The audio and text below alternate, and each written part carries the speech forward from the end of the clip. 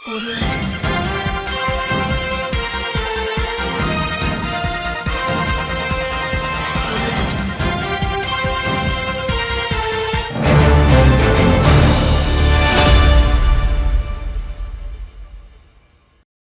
అందరినీ కూడా మంచిగా చూసుకోవాలని, మీకు కావాల్సినటువంటి అభివృద్ధి సంక్షేమ పథకాలను ఇవ్వాలని రేవంత్ రెడ్డి గారు తాపత్రయపడుతున్నారు. నేను చెప్తున్నా, కేంద్రంలో కాంగ్రెస్ పార్టీ అధికారంలోకి వస్తుంది.